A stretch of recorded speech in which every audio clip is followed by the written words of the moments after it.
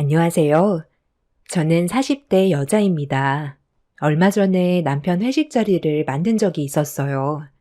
20명 정도의 상차림을 준비하기 위해서는 많은 시간이 필요하고 체력적인 소모 또한 상당한데도 시모는 제 노력을 알아주는 것보단 오히려 상차림을 보더니 상처되는 말들을 거침없이 꺼냈어요.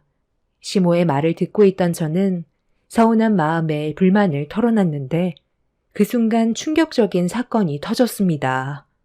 시모와 저와의 갈등은 꽤 오래전부터 지속되고 있었어요. 남편과 10년의 결혼 생활 동안 시모 때문에 정신적 고통을 많이 받고 있었지만 그래도 남들 사는 거 다 똑같을 줄 알고 최대한 좋게 넘어가려 노력했었어요. 한 번씩 시모의 행동이 지나치다고 생각이 들 때는 저도 모르게 불만 섞인 말이 나왔었고, 그럴 때마다 집안에는 폭풍이 휘몰아쳤지만 시간이 지나면 시모는 또 언제 그랬냐는 듯이 저에게 다가와 서운해하는 감정을 풀어주었습니다. 이런 일이 반복이 되다 보니 나중엔 시모가 또 반복해서 저에게 상처를 줄 거라는 걸 알았기 때문에 거리를 뒀고 마음을 열지도 않았어요. 시모도 제가 가까이 다가가지 않는다는 걸 눈치채고 있었는지 기분을 풀어주려는 노력에도 감정의 변화가 조금도 없자 그때부터 시모의 행동은 상당히 거칠어졌어요. 제가 할 수 있는 건 시댁에 최대한 가지 않는 거였죠. 이런 시간들이 너무 힘겨웠었고 남편과 진지하게 상의를 한 뒤에 당분간 시댁에 가지 않는 걸로 결정을 내리게 되었습니다. 시모는 시간이 지나면 괜찮아질 줄 알았는지 제 기분을 풀어주려고 하는 것보단 거리를 둔다는 거에 분노했어요. 결국 참다 못한 남편도 집안의 장남이 어떠한 행사에도 참여하지 않자 다른 곳으로 화를 풀어냈어요. 동서가 저에게 전화가 와서는 불만을 쏟아내기 시작했고 화살이 동서들에게 갔다는 걸 알 수 있었죠.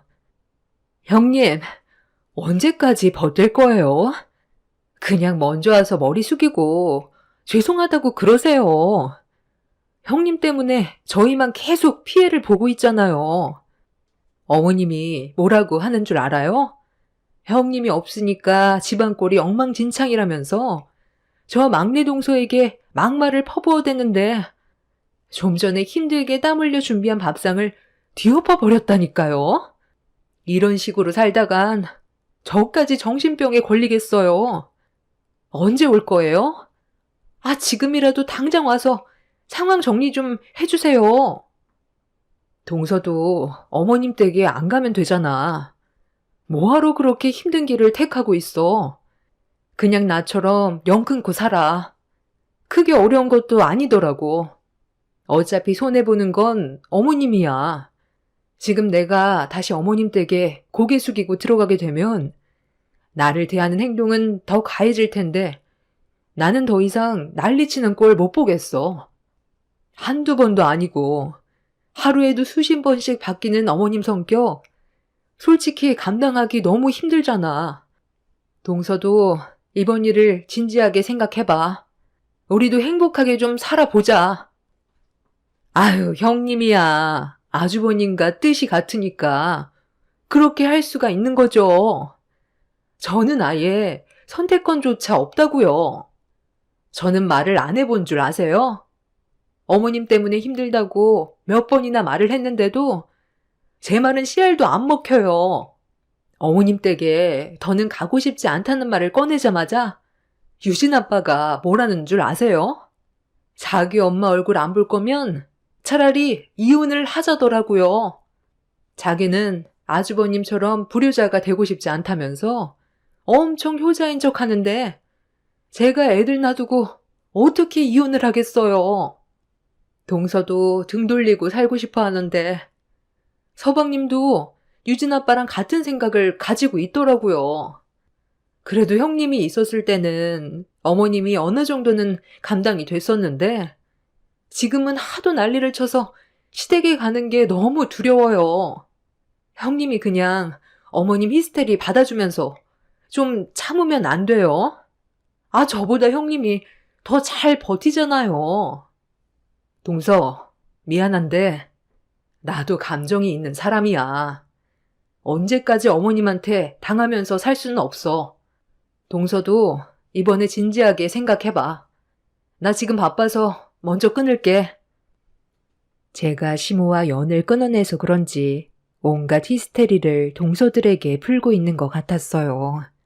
본인들도 저처럼 등 돌리고 싶어 했지만 시동생들이 반대 입장이라 동서들은 제대로 된 결정을 내리지 못하는 것 같아 보였어요. 그런 상황들을 들었을 때 안타깝긴 했지만 희망도 없는 시댁에 또다시 들어가서 시모에게 상처받고 싶지 않았어요. 10년 동안 참았으면 참을 만큼 참았다고 생각했었죠. 그런데 며칠 뒤 셋째 동서가 저희 집에 직접 찾아왔습니다. 형님, 오래간만이죠? 갑자기 찾아와서 많이 놀랐어요? 그래도 연락은 하고 왔잖아요. 그동안 어떻게 지내고 있었는지 궁금하기도 해서 잠깐 들린 거예요. 우리야, 뭐 항상 똑같지. 잘 지내고 있었어.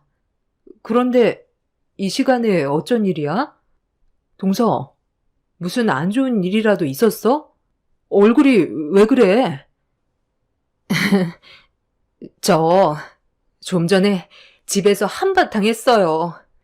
저도 웬만하면 참고 넘어가려 했는데 지난주 주말에 어머님 댁에 다녀왔었거든요. 그런데 식사를 하시다가 갑자기 형님이 어머님과 연락 안 하고 지내는 거에 상당히 화가 많이 났는지 흥분을 하시더라고요. 그래서 둘째 형님이랑 제가 최대한 진정하시라고 애쓰고 있었는데 어머님이 저랑 둘째 형님도 연 끊고 지낼 거냐면서 화를 내며 물어보셨는데 앞에다 대고 시댁에 그만 오고 싶다는 말을 어떻게 꺼내요. 그런데 둘째 형님도 그동안 쌓인 게 많았는지 연 끊고 지내고 싶다는 말에 집안 전체가 난리가 났었어요. 어머님은 둘째 형님의 말을 듣자마자 상을 뒤집어 엎었고 안 좋은 말들이 오고 갔는데 아니 갑자기 지우 아빠가 제 생각도 둘째 형님과 같은 생각이냐면서 화살이 저에게 돌아오더라고요. 순식간에 저에게 집중이 된 상태였는데 둘째 형님이 솔직하게 얘기해도 된다는 말에 그동안 힘들었다는 말을 꺼냈어요. 어머님이 그 말을 듣자마자 뒷목을 잡더니 그 자리에서 쓰러지셨고 언제까지 속으로 숨기면서 살 수 없어서 형님이 왜 집을 뛰쳐나왔고 둘째 형님이랑 저도 얼마나 힘들었는지 모든 걸 털어놨는데 갑자기 지우 아빠가 제 뺨에 손을 올리더라고요. 자기 엄마한테 상처 줬다며 흥분을 가라앉히지 못하고 저와 둘째 형님한테 막말을 퍼붓더라고요. 그날 둘째 아주버님도 우리 편은 아니었어요. 그렇게 부부관계까지 안 좋아졌는데도 어머님은 뭘 잘못했는지 전혀 인지하지 못하고 있더라고요. 지금 둘째 형님네는 이혼 얘기가 나오고 있는데 저는 벌써 서류에 도장까지 찍었어요. 그리고 형님, 이거 보세요. 지우 아빠랑 지난주에 그런 일이 있고 나서 부부싸움이 계속됐는데 갑자기 흥분을 하더니 제 머리채를 잡아서 사정없이 바닥으로 패대기 치더라고요. 머리털이 한 움큼 빠져서 머리에 구멍이 다 났어요. 제 편이 되어줘야 될 사람이 제 머리채를 잡았다는 거에 저도 더는 못 참겠더라고요. 그래서 이혼 도장 찍었어요. 형님이 먼저 결정한 거 정말 잘한 선택이에요. 아주버님이 옆에 있어서 이런 말 하는 게 좀 그렇지만 어머님 정신이 나간 것 같아요. 지금 사람이 아니라 완전 괴물이 되어버렸어요. 형님이 영 끊어버리고 나선 아예 이성을 잃어버렸다니까요. 제가 시댁에 왕래를 했을 때 동서들이 큰 피해를 입지 않았던 이유는 제 선에서 모든 걸 해결했었고 저 혼자 화를 삭혀서 동서들은 상처를 받지 않았었지만 이 모든 게 본인들의 업보라고 생각했었습니다. 제가 힘들 때 동서들은 본인들 일이 아니라고 편도 안 들어주었고 모른 척 하더니 제가 영 끊고 나서 본인들한테 피해가 오니까 그제야 제 마음을 알 것 같다며 후회를 하고 있었습니다. 저는 어떠한 위로도 해주지 않았어요. 그냥 말만 들어줄 뿐 아무것도 하지 않았습니다. 그렇게 막내 동서는 저에게 현재의 상황에 대해 알려준 뒤 집으로 돌아가려 했는데 막내 시동생이 저희 집에 찾아와서 현관문이 부서질 정도로 두드렸습니다. 야, 임마. 초인종을 누르면 되지. 늦은 저녁 시간에 왜 현관문을 발로 걷어차고 있어? 네가 왜 흥분을 했는지 대충 듣긴 했는데 그렇다고 여자한테 손을 올려? 아이씨, 형이 뭔 참견인데. 그 난리를 쳐놨으니 이런 일이 벌어진 거라고. 형이야말로 형수 하나 제대로 잡지 못해서 집안 전체를 무너뜨려 놨잖아. 형은 우리 집안 장남 아니야?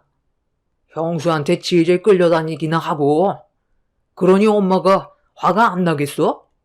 형수가 하는 짓이 마음에 안 드니까 욕을 얻어먹는 건데 형이 그 사이에 왜 끼어들어서 형수님 편을 들어?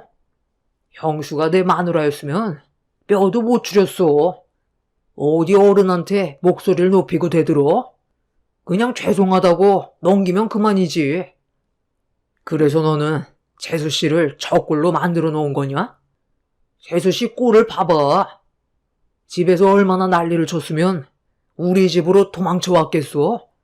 상황이 어찌됐든 무력을 행사하는 건 잘못됐다는 거 몰라? 이혼 서류에 도장도 찍었다던데 법적으로 소송 들어가면 네가 무조건 불리해질 거라는 걸 알면서도 끝까지 가려는 거냐?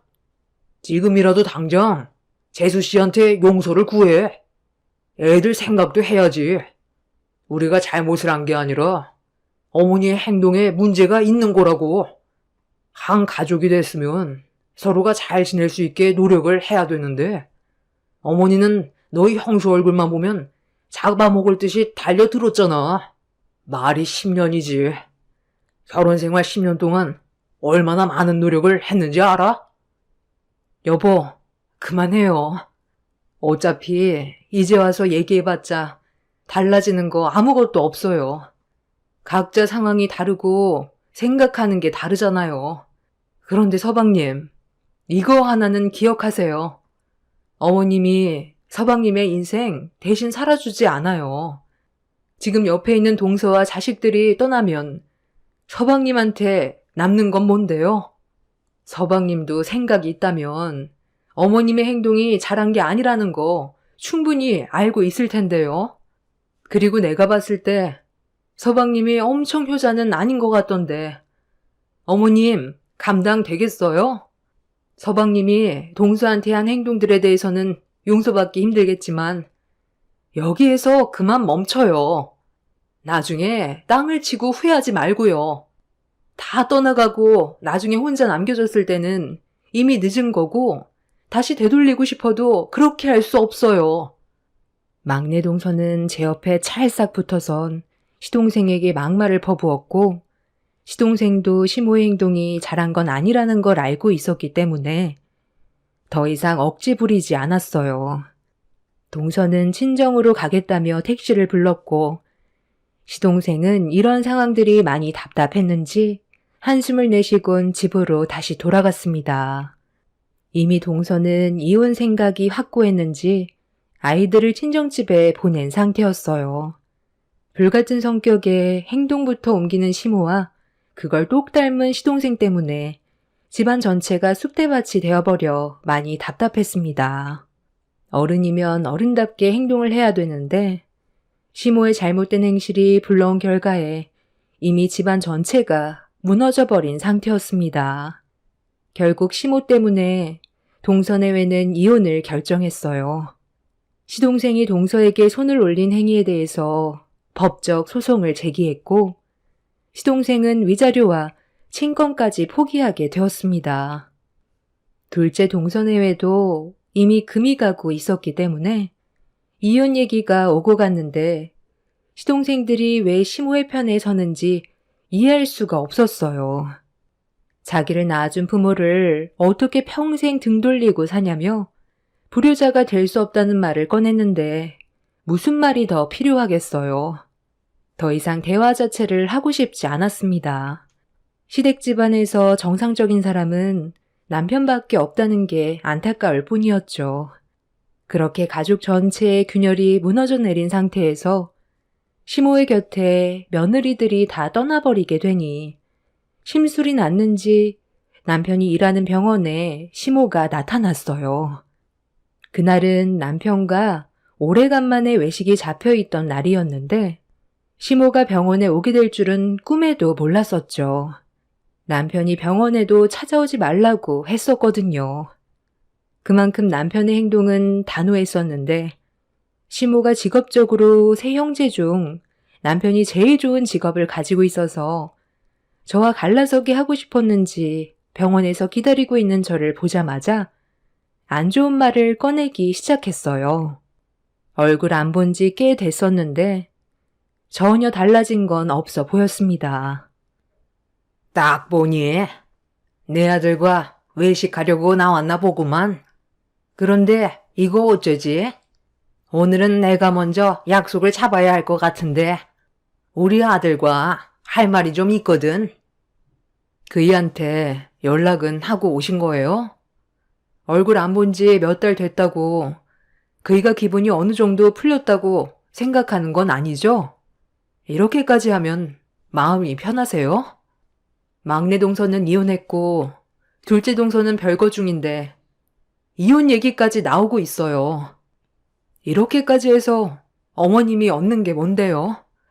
자식들한테 상처 주고 갈라서게 하면 기분이 좋으세요? 저도 사람이고 어머님한테 그동안 서운했던 일들이 많았었기 때문에 안 좋은 감정이 터져 나온 건데 제가 왜 이렇게까지 단호하게 행동하게 됐는지 어머님의 행실을 되돌아보셨다면 다시 좋은 관계로 발전할 수 있는 계기는 충분히 있었다고 생각해요. 그런데 지금은 이미 늦은 것 같네요. 내가 원하는 며느리상은 무슨 말을 해도 다 받아들이고 토달지 않는 걸 원했는데 너는 말끝마다 나한테 불만 섞인 말을 했었잖니? 나도 그런 너의 행동이 마음에 안 들었고 신경에 거슬리기 시작했다. 시키면 시키는 대로 입 다물고 하면 되지. 너까지 게 감히 나한테 토를 다는데 내가 그런 행동을 지켜볼 수 있을 것 같니? 잘난 집안도 아니면서 의사인 내 아들 데려갔으면 내가 무슨 짓을 해도 감수해야지. 나는 오늘 무조건 내 아들과 대면해야 되니까 더 이상 신경 거슬리게 하지 마라. 시모와 안 좋은 대화를 주고받고 있는데 남편이 퇴근을 하려고 직원들과 함께 걸어오고 있었는데 직원이 이산 집에서 집들이 겸 회식을 하는 거냐고 물어보는데 그 말을 듣게 된 시모가 남편한테 다가가 이사까지 했냐고 목소리를 높였습니다. 직원들은 분위기가 안 좋아지자 급하게 자리를 피했어요. 어머니랑은 상관없는 일이잖아요. 제가 그런 것까지 일일이 말씀드릴 필요도 없고요. 진료받으러 왔으면 다른 과에서 진료 받으세요. 저는 오늘 집사람과 외식을 하기로 했거든요. 병원도 바꾸든지 해야지. 제가 일하는 병원에 드나드는 거 상당히 불편하네요. 제 입에서 좋은 말 나오지 않을 거라는 거 모르는 거 아닐 텐데 연락 한 통 없이 무작정 찾아오는 거 상당히 불쾌하다고요. 뭐 때문에 오셨는지 모르겠지만 지금 기분으로 어머니랑 대면하고 싶지 않아요. 너 정말 너무한 거 아니니? 나보다 며느리가 더 중요하다는 거야? 내가 그동안 너를 어떻게 키웠는데 이런 식으로 엄마 마음에 상처 주면 너는 마음이 편하니? 너를 낳아준 엄마 얼굴이 그렇게 보기 싫어? 이사까지 했을 거라곤 상상도 못했다. 오늘 여기 온 이유는 너랑 다시 좋은 관계로 풀어나가고 싶어서 왔는데 엄마랑 잠깐 시간 좀 보내줄 순 없니? 기니 할 말이 좀 있는데. 너희들 외식은 언제든지 할 수 있잖아. 너는 평생 동안 엄마 얼굴 안 보며 살아갈 수 있니? 저 관계를 풀어가기 전에 이 사람과의 관계가 먼저인 것 같은데요? 그리고 먼저 동생들 관계도 다시 예전처럼 돌려놓으세요. 그 전까지 얼굴 보기 힘들 것 같아요. 뭐가 우선인지 생각해 보시고 머릿속이 정리되면 그때 다시 오세요. 그럼 저는 할 말 끝났으니 애들도 기다리고 있어서 먼저 가볼게요. 남편은 단호하게 행동했고 그런 모습을 지켜보고 있던 시모는 온몸을 부들부들 떨면서 저를 노려봤어요. 이 모든 상황이 제 탓인 것 마냥 생각하는 듯 보였습니다. 사실 남편은 중학교 때 시어머니가 일찍 이혼해 두 시동생들만 데리고 집을 나가서 시모에 대한 정이 없어요. 그러다 보니 시부의 도움으로 악착같이 공부해 의대에 합격하게 된 거였죠. 시간이 아무리 지나도 시모는 달라질 것 같지 않았고 저희 부부는 그렇게 시모를 지나쳐 병원을 나왔습니다. 시모는 저희가 시야에서 사라질 때까지 끝까지 노려봤는데 며칠 뒤 충격적인 일들이 펼쳐지게 되었네요. 저희 부부가 이사를 했었던 건 시모 때문인 것도 있었지만 남편이 일하는 병원에서 집까지 교통편이 너무 안 좋아 아침만 되면 상당히 많이 막혔어요. 반대로 제가 일하는 회사의 교통편은 나쁘지 않아 이사를 결정하게 되었고 그렇게 새로운 지역으로 옮기면서 집들이 겸 회식을 저희 집에서 하기로 했어요. 그런데 저희 집을 몰래 알아낸 시모가 음식을 한창 준비하고 있을 때 문을 두드렸어요. 역시 우리 아들이 능력이 좋아서 이런 멋진 주택까지 마련하고 정말 대단해. 내가 아들 하나는 정말 잘 낳았다니까. 음식 준비는 잘 돼가니? 그런 얼굴로 쳐다보지 마라. 네가 저번에 나를 무시하고 내 아들과 외식을 했을 때 끝까지 따라가 집이 어딘지 알아냈었다. 이사를 했다는데 한번 와봐야 하지 않겠어? 오늘이 집들이 겸 회식 날이라며 내가 오늘 병원에 잠깐 들려서 우리 아들과 같이 일하는 동료 의사에게 물어봤지. 20명 정도 온다고 하는 것 같던데? 병원 이사장까지 온다더만. 신경 바짝 써야 되겠어. 오늘이 앞으로 우리 아들 병원 생활하는데 중요한 자리가 될 것 같은데 음식 준비 대충 하는 거 절대로 용납 못한다. 어머님이 돌아가 주시는 게 저에게 도움이 될 것 같은데요. 이런 식으로 무작정 찾아오면 그이가 집에 들어왔을 때 좋아하겠어요? 어머님이 하는 행동이 그 사람의 앞길을 막는다는 생각은 안 해보셨어요? 제가 알아서 준비할 거니까 방해하지 마시고 살펴가세요. 저 이런 기분으로는 음식 만들 수 없을 것 같네요. 나 신경 쓰지 말라니까. 집 구경이나 하고 나올 테니 너는 음식 만드는데 집중해라. 전에 살던 집보다 얼마나 좋아졌는지 한번 둘러볼까? 시모는 막무가내로 저희 집 문을 열고 들어갔어요. 마당에서 음식 준비를 한창 하고 있던 저는 시모가 들어온 순간부터 모든 게 일시정지가 되어버렸고 음식을 어떻게 만들고 있는지도 모른 채 집안에 들어간 시모가 신경이 쓰여서 아무것도 하지 못했습니다. 남편이 사람들을 데려올 시간은 가까워 오는데 시모 때문에 일이 진행이 안 되자 짜증이 난 저는 집 안으로 들어갔어요. 시모는 집안 전체를 돌아다니면서 전부 휘젓고 있었습니다. 더 이상 시간을 지체하다가는 그날 일정이 정말 꼬이게 될 것 같아 시모에게 그만 돌아가 달라며 현관문 밖으로 밀어냈는데 시모가 저를 밀치더니 작은 방에는 뭐가 있는지 궁금하다면서 문을 벌컥 열었어요. 시모는 한참 동안 아무 말 없이 작은 방을 쳐다보다가 저를 바라보더니 눈이 아래로 향했습니다. 그리고 시몬은 저를 보며 한마디 했어요. 너 임신했냐? 누구 허락 없이 임신이야? 지금 네 나이가 몇인데 임신을 하면 어쩌자고? 지금 애들 키우는 것도 벅차면서 셋째 임신까지 해? 임신하는 것까지 허락을 받아야 되는 거예요? 부부 생활하다 보면 예기치 않은 일들도 생기는 거죠. 다들 축하해 주는데 어머님은 뱃속에 손주가 생긴 게 상당히 마음에 안 드나 봐요. 어차피 어머님과 상관없는 일이니 그만 나가주세요. 지금 어머님 때문에 음식 준비하는 게 집중이 되지 않아서 너무 힘들어요. 내가 왜 나가니? 나는 오늘 내 아들과 저녁 한 끼 하고 싶어서 온 건데. 나도 같이 할 수 있잖아. 내 아들 올 시간도 거의 다 된 것 같은데 음식 준비가 얼마나 됐는지 한번 볼까? 예, 지금 이게 뭐니? 이걸 상차림이라고 준비해 놓은 거야? 이런 식으로 음식을 만들어 놓으면 누가 먹어? 돼지도 거들떠 안 보겠다. 시몬은 마당에 펼쳐진 음식들을 보더니 손님이 오지도 않았는데 손으로 반찬을 주워 먹으며 간을 보기 시작했어요.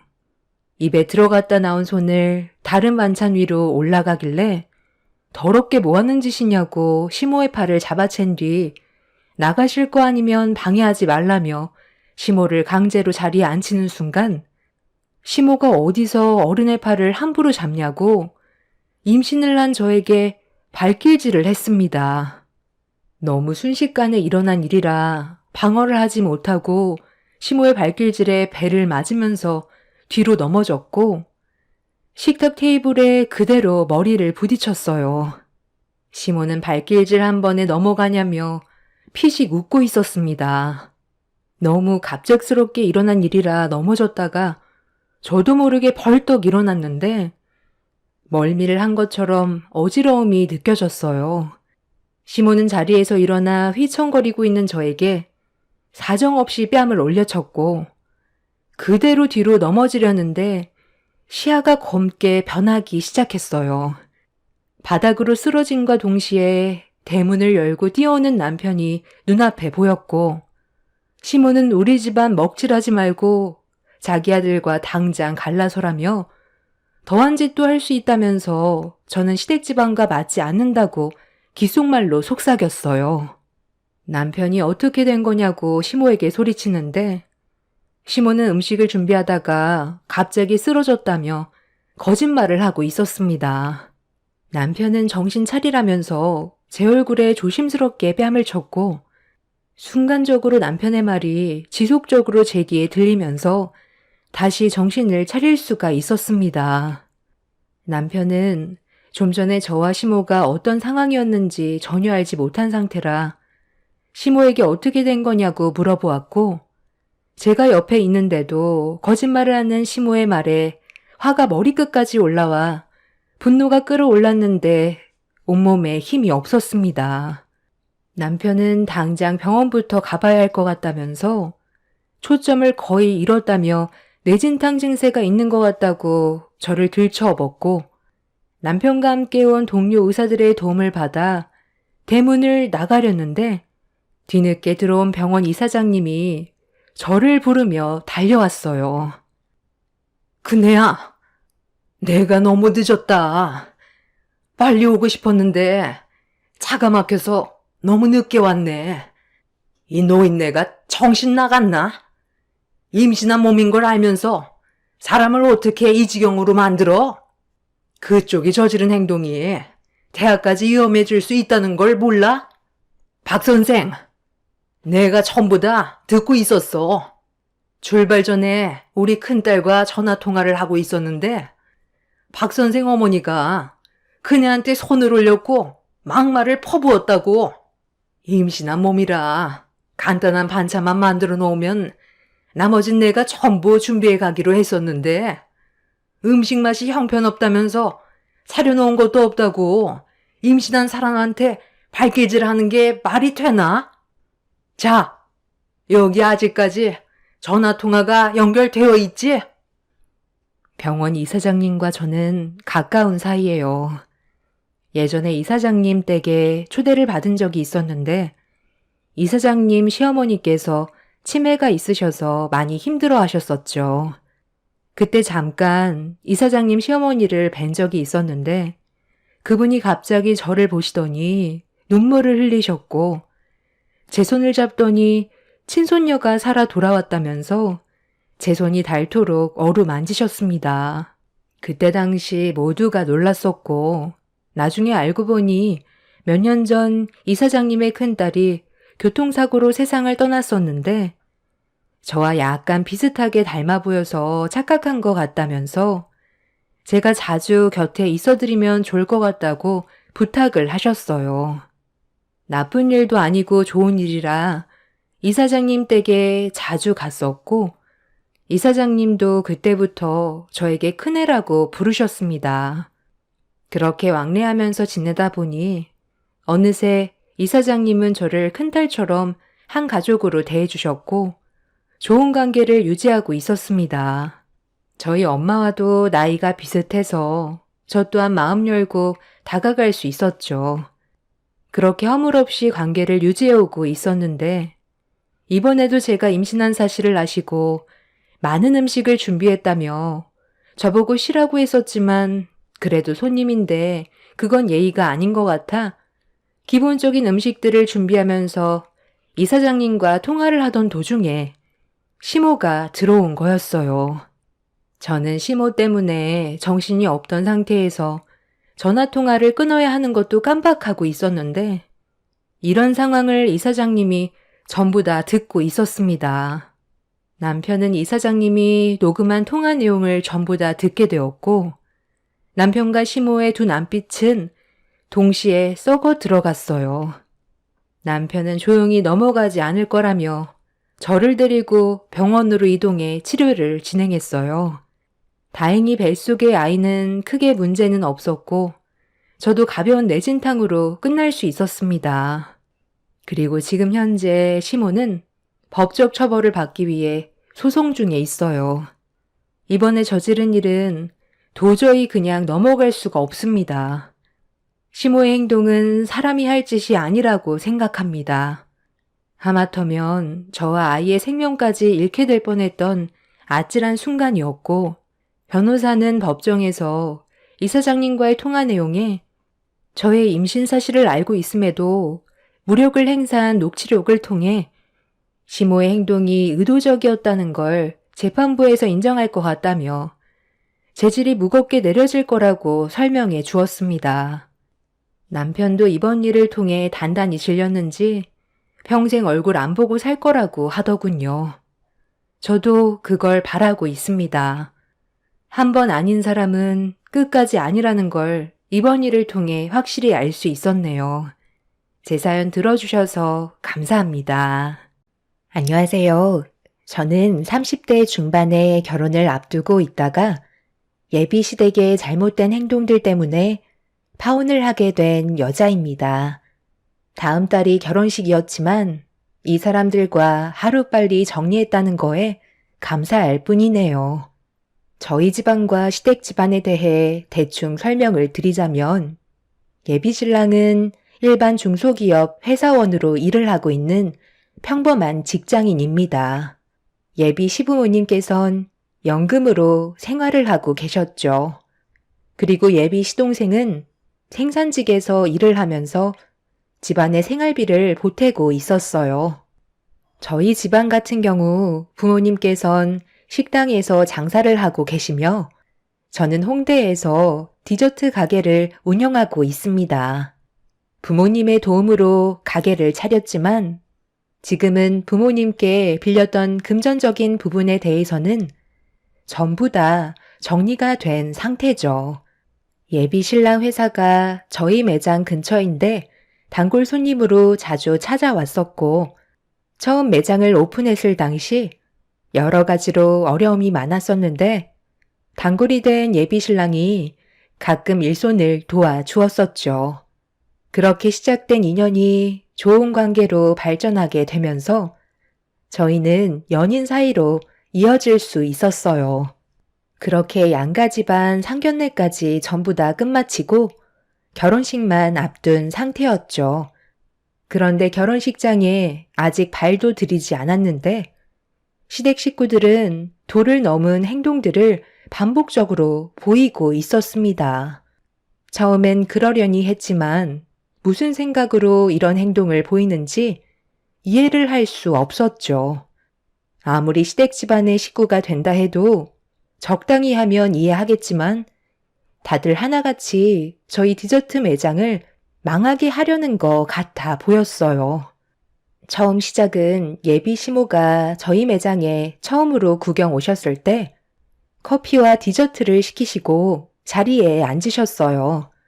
그때가 점심시간이라 정신이 없어서 잘 챙겨드리지 못한 죄송한 마음 때문에 디저트 값을 받지 않으려 했었는데 돈거래는 확실하게 해야 된다면서 결제를 하고 돌아가셨어요. 그때만 해도 정말 괜찮은 분이신 줄 알았습니다. 하지만 그건 약간의 밑밥 깔기 용이라는 걸 뒤늦게서야 알게 되었던 거죠. 예비 시모가 다녀가신 이후 며칠이 지나고 그날도 별일 없이 점심시간 때 몰려오시는 손님들께 한 차례 정신없이 디저트 판매를 한 뒤 한숨 쉬고 있었는데 시모가 매장 문을 열고 고개를 내미셨어요. 저기 들어가도 되나? 일부러 한가한 시간 맞춰서 온 건데 자리가 꽤 많이 필요하거든. 괜찮다면 여기서 모임을 좀 가지고 싶은데 자리가 여유 있을까? 어머님 오셨어요? 지금은 점심시간이 지나서 손님들이 한 차례 빠진 상태라 여유가 있어서 괜찮아요. 2층에는 자리가 많이 비어 있으니 올라가시면 될 것 같아요.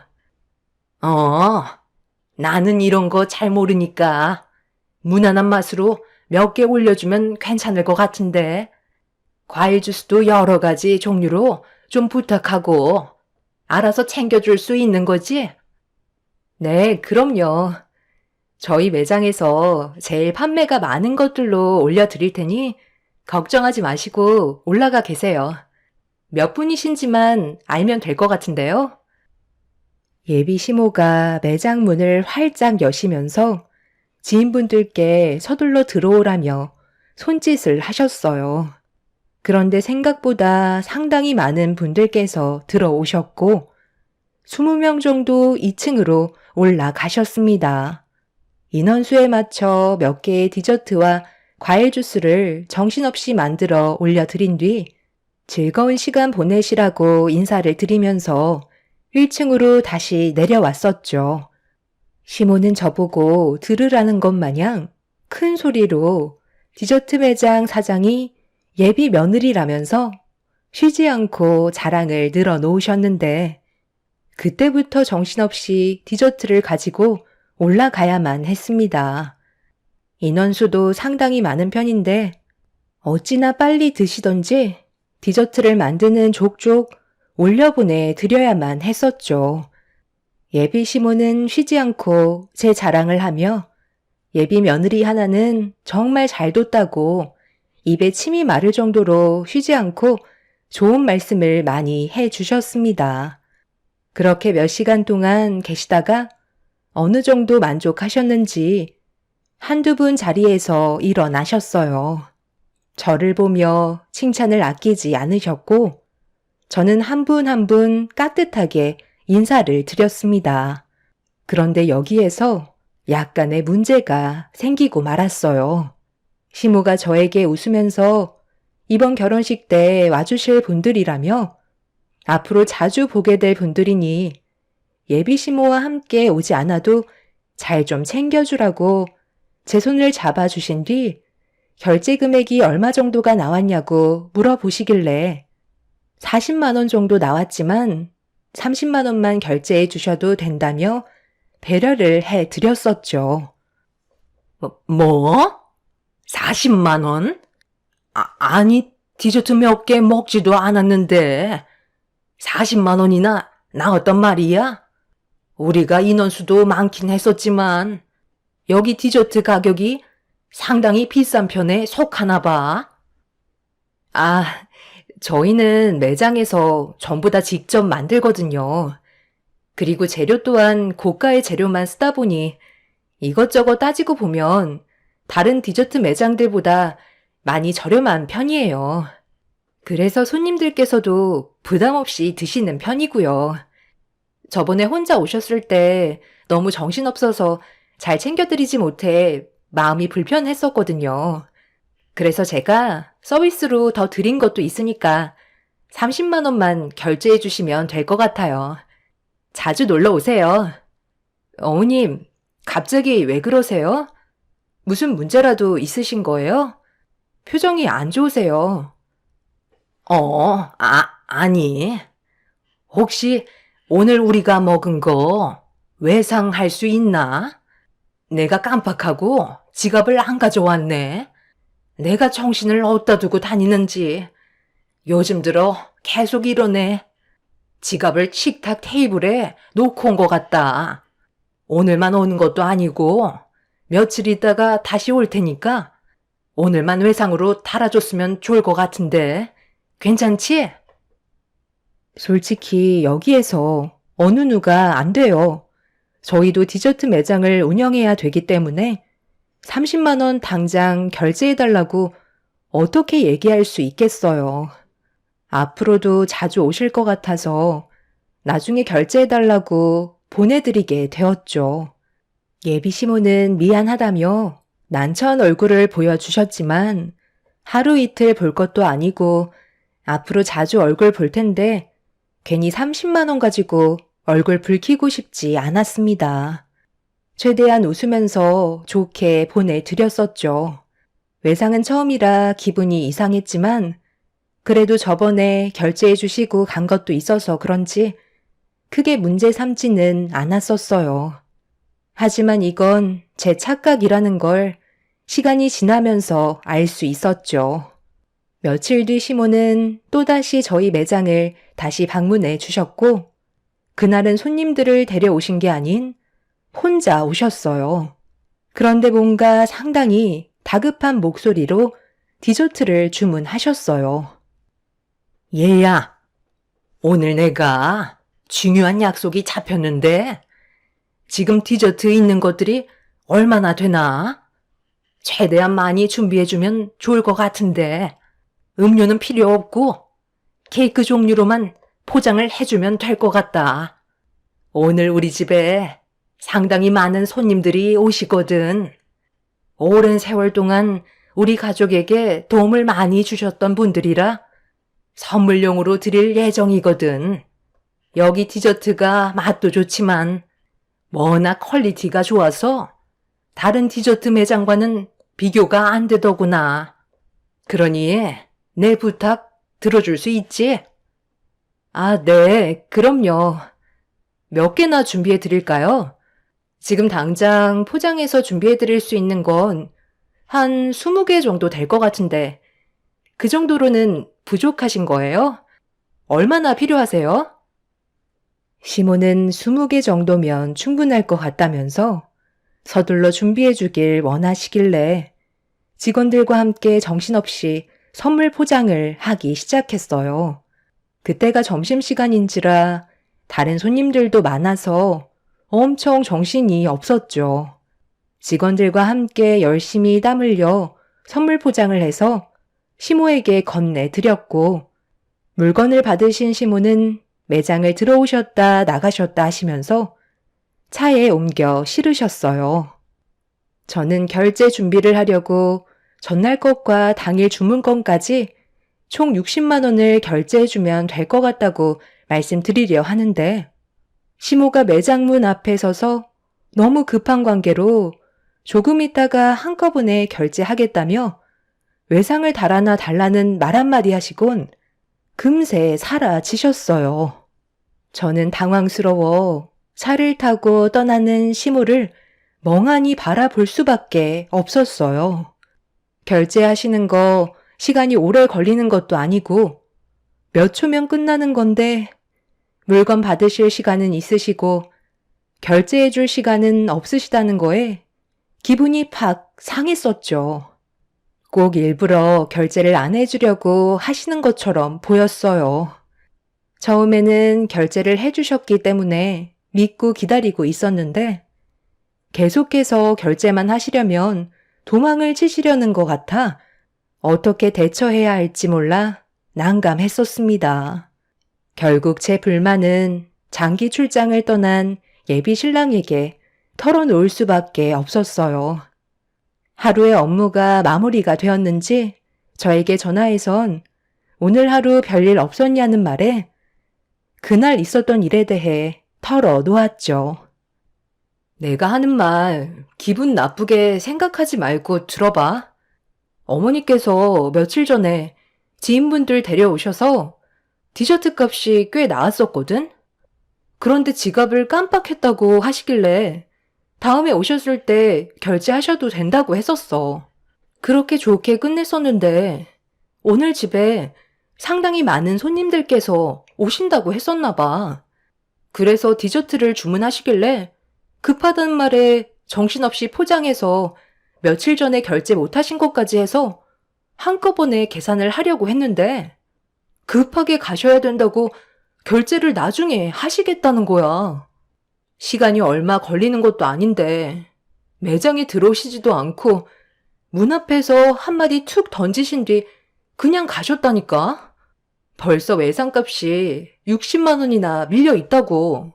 디저트 값이 적은 금액도 아니고 우리도 돈이 들어와야 문제없이 디저트를 원활하게 만들 수 있는데 어머니께서 계속 이런 식으로 행동하시면 내 기분이 어떨 것 같아?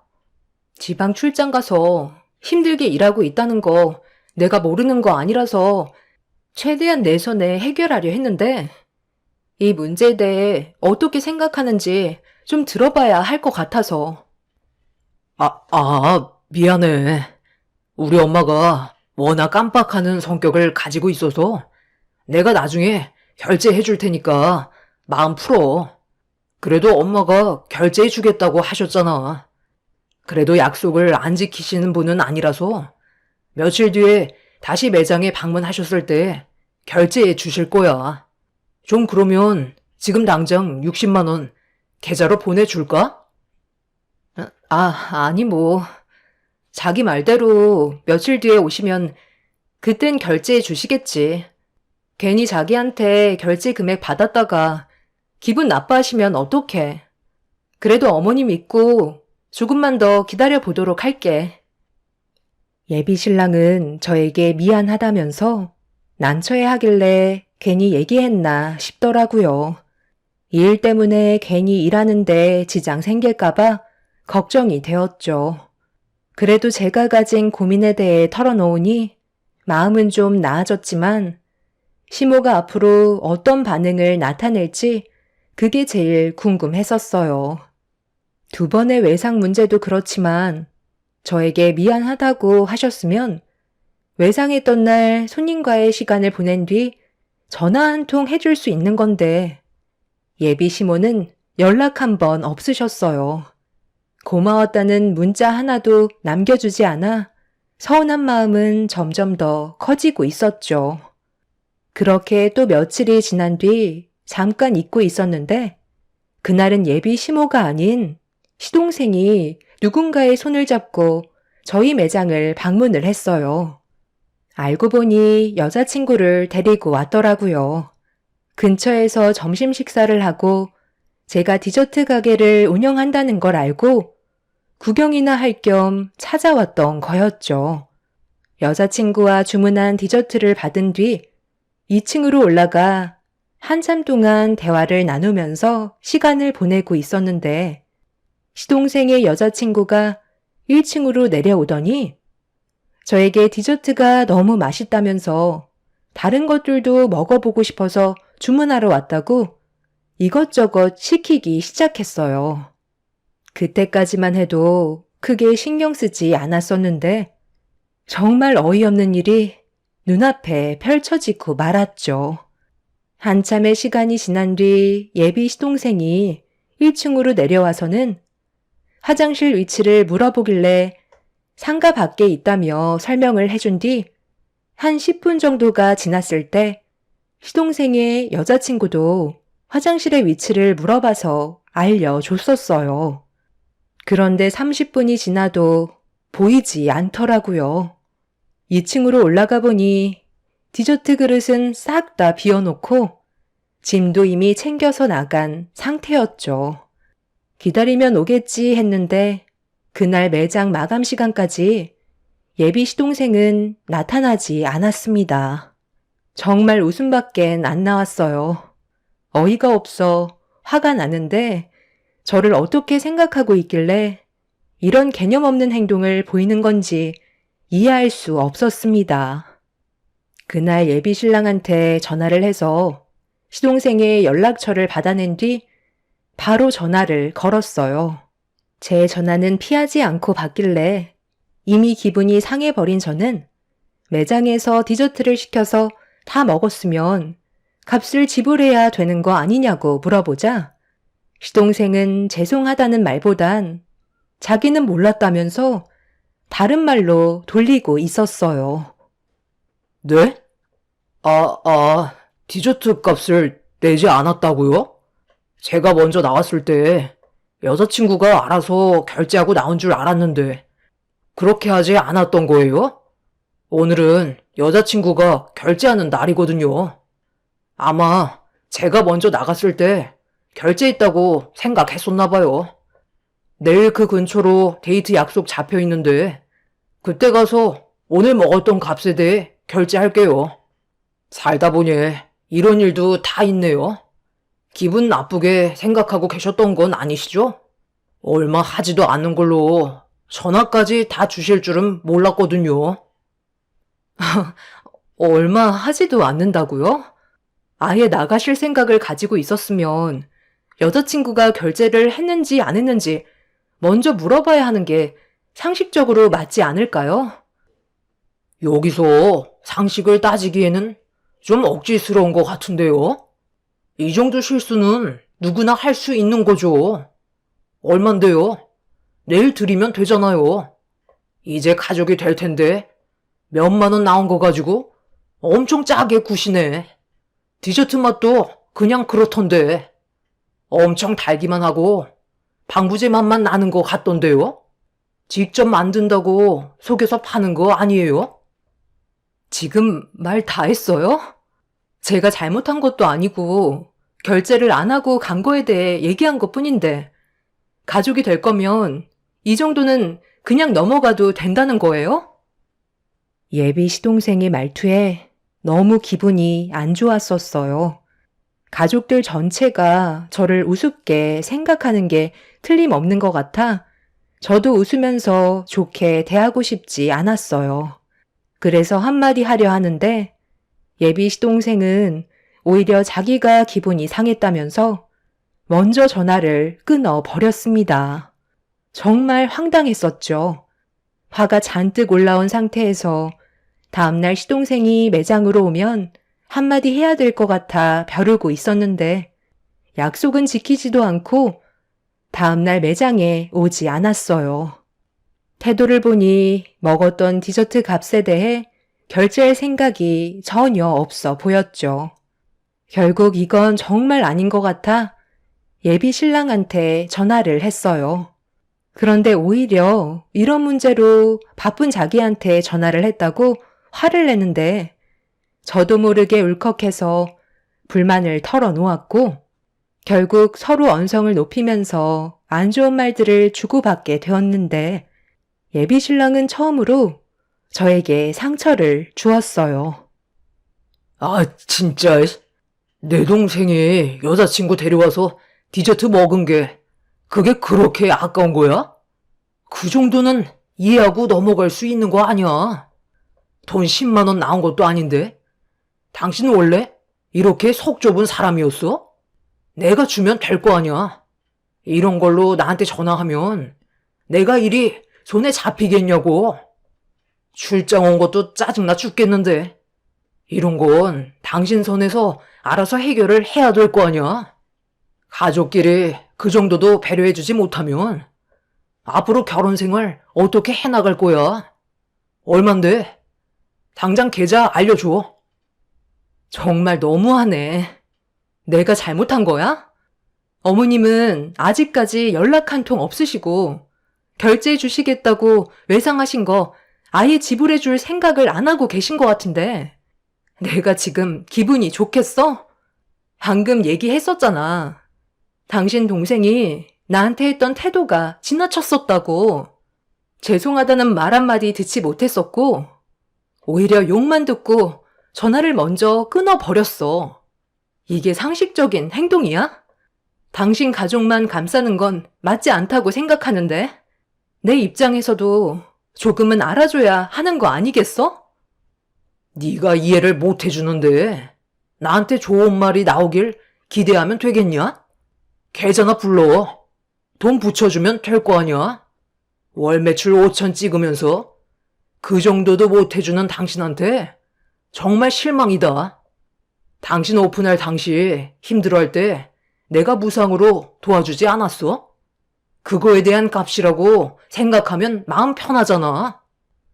뭘 바라고 도와줬던 거야? 그리고 내가 무상으로 당신한테 도움 받았다고? 그때 도와준 거에 대해 고마워서 점심시간 때 회사로 찾아가 디저트 돌렸잖아. 그리고 당신은 출장 가기 전에 어땠는데? 맨날 아침마다 우리 가게 들어와 출근 도장 찍고 디저트랑 커피 한 잔씩 그냥 가져갔잖아. 그것만 해도 벌써 돈으로 따지면 얼마인 줄 알아? 그런데 내가 그것 가지고 지금까지 한마디라도 한 적 있어? 그만큼 나는 지금까지 배려만 하며 지내왔었다고. 그런데 나보고 속이 좁다고? 돈을 받아야 재료를 사고 매장을 운영할 수 있는 거잖아. 나랑 직원들이 땀 흘려서 봉사만 하려고 일을 하는 건 줄 알아? 당신 동생이랑 어머님께서 주시겠다고 말만 하시고 내 전화까지 안 받으니 어쩌겠어. 당신이 결제해 줘야지. 합쳐서 70만 원 지금 당장 입금해줘. 이건 일적인 문제이기 때문에 어쩔 수 없어. 예비 신랑은 당장 계좌 이체해 주겠다면서 전화를 끊었어요. 처음에는 좋게 풀려고 했지만 저에게 막말을 쏘아대다 보니 저 또한 기분이 좋지 않아 침착하게 대응을 하지는 못했어요. 제가 잘못을 했다면 이해하겠지만 그런 게 아닌데 왜 욕을 얻어먹어야 하는지 이해할 수가 없었죠. 그런데 바로 계좌 이체 시켜주겠다던 예비신랑은 시간이 지나도 결제 금액에 대해 계좌를 보내주지 않더라고요.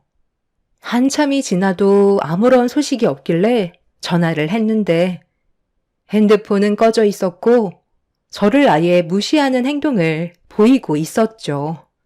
결국 그날 해결된 건 아무것도 없었고 다음날 기분이 별로 좋지 않은 상태에서 매장을 오픈하고 힘겹게 손님을 응대하며 하루를 보내고 있었는데 아예 연락도 없었던 예비 시모가 매장 문을 열고 들어오셨어요. 이미 기분이 상할 만큼 상해버린 터라 마음에서 우러나오는 인사가 아닌 억지로 예비 시모에게 인사를 드렸습니다. 제 눈치를 살피면서 저와 개인적으로 대화 좀 하자고 자리를 만들고 싶어 하길래 2층으로 올라가 구석진 자리에서 서로 마주보고 앉았어요. 표정 관리가 되지 않은 상태에서 예비 시모의 시선을 회피하고 있는데 저를 보며 입을 여셨어요. 내가 저번에 결제해준다고 했는데 깜빡했지 뭐야. 내 아들한테 전화가 왔었다. 그래서 오늘 외상값 치르려고 왔거든. 우리 작은 문제를 일으켰었다며? 아휴, 정말 미안하다. 내가 대신 사과할 테니 우리 좋게 풀면 안 되겠니? 여기 카드 줄 테니까 우리 작은 아들이 먹은 것까지 한꺼번에 해주면 될 거야. 내가 빨리 해결해 줬어야 했는데 어른으로서 면목이 없다. 기분 상했다면 풀고 다시 예전처럼 웃고 지낼 수 있었으면 하는데 그렇게 해줄 수 있지? 어머니, 저희는 가게 운영을 해야 되기 때문에 자금이 돌지 못하면 여러 가지로 문제점들이 많이 생겨요. 당연히 알아서 주시겠죠. 제가 그런 것 하나 못 믿겠어요. 그런데 제 입장도 생각을 해 주셔야죠. 앞으로 이런 일 없었으면 좋겠어요. 여러 가지로 상처를 많이 받았지만 어머니께서 진심으로 사과하셔서 좋게 넘어가도록 할게요. 결제하고 다시 올라올 테니까 여기 잠깐만 계세요. 커피 한 잔 하실 거죠? 2번 다시 이런 일은 일어나지 않길 바랄게요. 예비 시모가 건네준 카드를 건네받은 뒤 1층으로 내려가 결제를 했는데 어이없는 문구가 나오더라고요. 카드가 정지되었다는 내용이었고 재차 몇 번 해봤지만 예비 시모가 준 카드는 거래가 정지된 카드였습니다. 뭐 하나 제대로 풀리는 게 없어서 기분이 좋지 않은데 왜 이런 문제가 계속 생기는 건지 답답하기만 했었어요. 다시 2층으로 올라가 예비 시모한테 거래가 정지된 카드라고 하자 몰랐다는 듯 당황한 표정으로 다시 집에 다녀와야 할 것 같다면서 다른 카드와 착각한 것 같다며 기다려달라고 하길래 한숨을 쉬며 예비 시모를 다시 기다렸습니다. 그렇게 한참 동안 시간이 지난 후 예비 시동생이 나타났어요. 그런데 여기에서 엄청난 일이 터지고 말았습니다.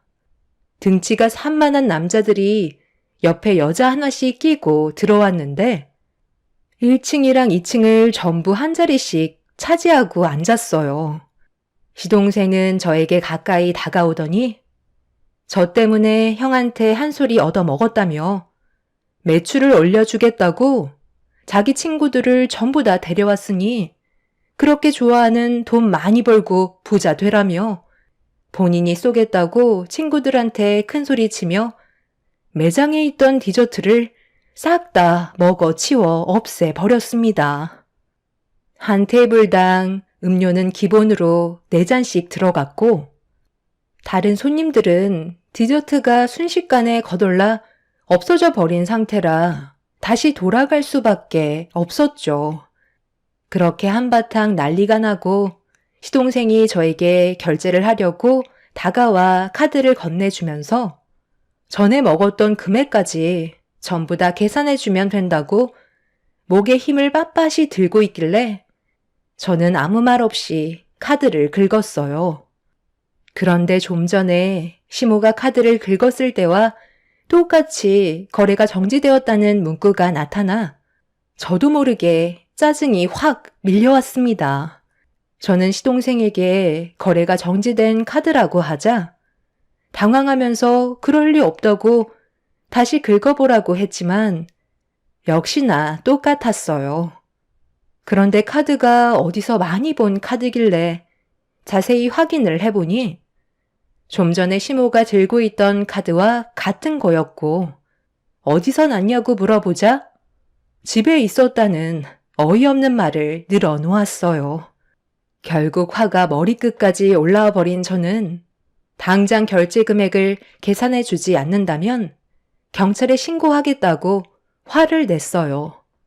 그러자 주변 사람들은 웅성거리기 시작했고 시동생은 집에서 다시 카드를 가지고 오겠다고 매장에서 나가려고 하길래 그 자리에서 경찰에 신고를 하게 되었죠. 시동생은 왜 신고하냐고 난리를 쳤지만 그 사람들의 장난에 더 이상 놀아나고 싶지 않았어요. 가족이 될 사이인데 이 정도 가지고 경찰까지 부르냐고 화를 내면서 저에게 대들길래 저도 가만히 있지 않았죠. 시동생은 어딘가에 전화를 했고 잠시 뒤 경찰이 옴과 동시에 시모가 급하게 매장 문을 열고 들어왔어요.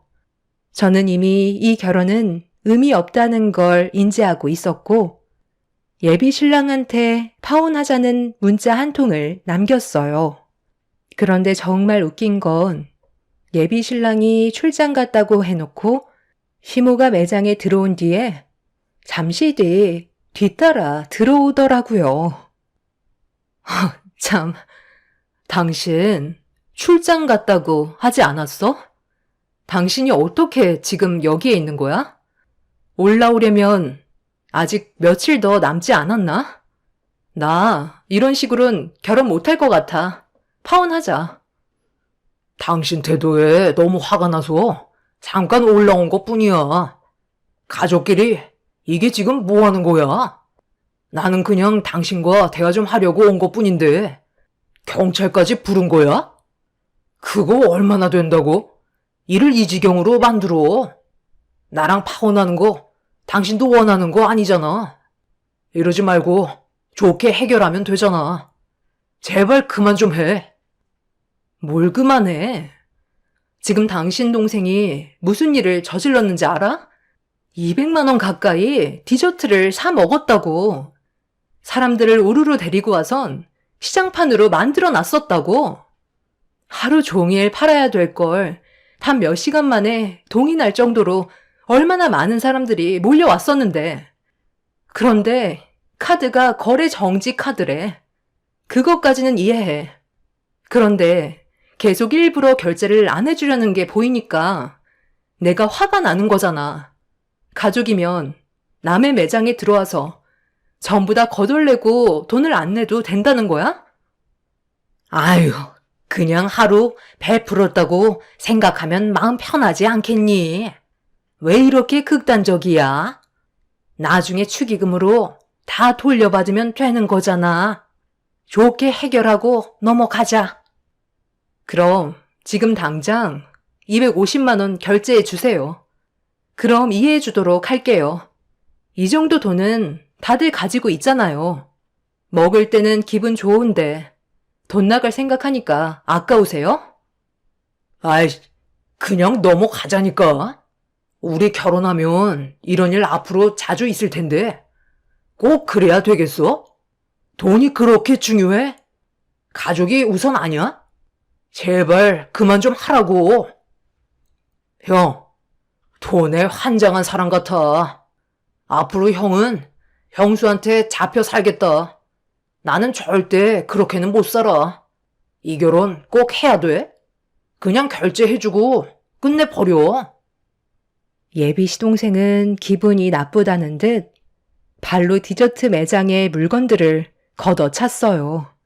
제가 하지 말라고 말리자 예비 신랑이 자기 동생 건들지 말라며 제 팔을 잡길래 그 순간 이성을 잃어버린 저는 예비 신랑의 뺨에 손을 올려 붙였고 경찰한테 영업 방해죄와 기물파손죄 그리고 결제를 해주지 않은 부분에 대해 고소를 진행했어요. 이 문제로 양가 집안 난리가 났지만 예비 시댁의 손을 들어주는 사람은 아무도 없었고 저희는 파혼 위자료와 그동안 받았던 정신적인 손해배상에 대해 소송을 걸었습니다. 그렇게 결제 금액 250만 원과 함께 위자료를 받은 뒤 그 사람들과의 인연을 끊어낼 수 있었어요. 상식적으로 정말 이해가 되지 않는 사람들의 태도에 아직까지 화가 납니다. 결혼을 하지도 않았는데 모든 것들이 자기 것 마냥 아무렇지도 않게 행동하는 그 사람들의 행동들이 이해가 되지 않네요. 그 사람은 시간이 지나고 뒤늦게 찾아와서 정말 미안하다며 다시 시작하자고 하길래 소금 한 바가지 퍼서 다시는 오지 말라고 얼굴에 사정없이 뿌려 버렸습니다. 다시는 이런 사람들과 엮이지 않았으면 좋겠네요. 좋은 경험했다 생각하고 앞으론 좀 더 현명하게 처신해야 될 것 같습니다. 똥차 지나갔으니 앞으로 좋은 일만 생기길 바랄 뿐입니다. 제 사연 들어주신 분들, 오늘 하루 좋은 일만 가득하시길 바랍니다. 감사합니다. 안녕하세요. 아직도 아이 같은 소중한 30대 딸을 둔 50대 여성입니다. 저는 시장에서 이것저것 장사를 하고 있어요. 남편은 아이가 어릴 때 사고로 세상을 떠났어요. 시댁에서는 남편 잡아먹은 며느리라며 손주도 나몰라라 하면서 저를 내쫓았죠. 친정 부모님도 노쇠하셨고 경제적으로 여유롭지 않은 상황이었기 때문에 저 혼자 스스로 자립을 해야 했습니다. 그렇게 저는 어린아이를 업고서 식당 서빙부터 청소까지 안 한 일이 없었죠. 그러다가 우연한 기회로 좋은 사장님 밑에서 시장에서 장사를 시작하게 되었어요. 그러다가 그 자리를 제가 받게 되었고, 그 이후로는 시장에서 자리를 잡아 가게를 운영하고 있습니다. 딸은 너무나 착하고 마음씨가 고운 아이였어요. 자라면서 한 번도 말을 듣지 않았던 일이 없었고, 공부도 무척이나 잘했습니다. 그런 딸이 결혼을 하겠다면서 남자친구를 데리고 왔던 적이 있었어요. 딸의 남자친구는 가난한 집 장남이었는데 부모님 모두 일용직으로 하루 벌어 하루를 먹고 사는 집안이었습니다. 그러다 보니 부모님의 도움을 받기는 어려운 실정이었죠. 결혼을 하겠다는 아이들의 말에 저는 처음에 걱정이 많았어요. 그래, 서로 좋은 마음을 갖고 사귀는 건 너무 좋은 것 같지만 아직 결혼은 너무 이르지 않니? 그래도 너희 아직 20대고 젊은데 조금 더 사회생활도 해보고 돈도 모아보고 그리고 결혼을 하는 건 어떠니? 너희 마음은 충분히 이해하지만 부모님의 입장에서는 솔직히 넉넉한 편이 아니니까 도움을 줄 수 없어 안타깝기도 하고 도움 없이 시작을 하게 되면 아무래도 너희가 좀 더 힘들 수도 있는 거고 우리 시간은 많으니까 천천히 여유롭게 생각을 해보자. 어머님, 걱정하시는 부분은 저도 충분히 이해합니다. 그렇지만 저 지은이 평생 안 굶기고 고생 안 시킬 자신 있습니다. 저희 집 걱정하시는 거라면 전혀 걱정 안 하셔도 됩니다. 일용직으로 먹고 사시곤 계시지만 지금까지 저한테 한 번 손 벌려 보신 적 없으시고 아직도 건강하시고 돈도 계속 모으시고 계세요. 지금도 꾸준히 노후를 위해서 저축도 하시고 계시니 너무 걱정 안 하셔도 됩니다. 그리고 저희 집은 지은이가 신경 안 쓰도록 제가 더 노력하겠습니다. 그래, 엄마. 나도 어머님, 아버님 뵙고 왔는데 너무 좋으신 분들이셨어. 그러니까 너무 걱정하지 마. 우리가 아직 젊잖아. 젊어서 고생은 사서도 한다는데 지금 고생하는 거 나중에 시간 지나면 빛을 볼 거야. 엄마도 나 어릴 적에 엄청 고생 많이 했잖아. 그래도 지금은 이렇게 가게도 운영하고 있고 난 엄마 딸이니까 엄마가 이렇게 걱정하지 않아도 더 잘할 거야. 그러니까 걱정하지 마. 우리 딸이야. 내가 말 안 해도 스스로 잘하니까 믿지. 그리고 잘 되지 않더라도 내가 도움을 줄 수 있다면 도움을 주겠지만 연애와 결혼은 다르니까 가족들을 더 챙겨야 하는 부분들도 있을 거고 아무래도 걱정이 되네. 지금 내가 여유로운 상황이라면 하나부터 열까지 다 해주고 싶지만 사실 해줘봤자 모든 걸 해줄 수 있는 건 아니니 더 걱정이 되는구나. 아닙니다. 도움은 안 주셔도 됩니다. 저희 스스로 알아서 잘 살아보겠습니다. 지은이한테 들어보니 어머님께서 집이라도 하나 해주고 싶다고 하셨는데 그러시지 않으셔도 됩니다. 지금 살고 있는 곳에서 신혼살림 시작하고 싶어요. 저희 둘만 지낸다면 지금 있는 곳에서 시작을 해도 부족하지 않을 거라 생각하고 차차 살림 늘려가는 것도 살면서 재미라고 하니 그런 것도 느껴보고 싶어서요. 어머님, 너무 걱정하지 마세요. 딸의 남자친구는 자신이 더 노력하고 잘하겠다는 말을 했죠. 저는 그래도 하나밖에 없는 딸이 시집을 가는데 고생을 시키고 싶지 않아 집을 마련하여 그 집에서 신혼살림을 시작할 수 있도록 해주었습니다. 평생 모아둔 돈을 모두 써야 했지만 딸이 좀 더 행복하게 잘 살았으면 좋겠다 생각이 들어 그렇게 결정을 했죠. 딸과 사이는 결혼을 했고 저에게 너무나 고마워했습니다. 장모님, 정말 감사합니다.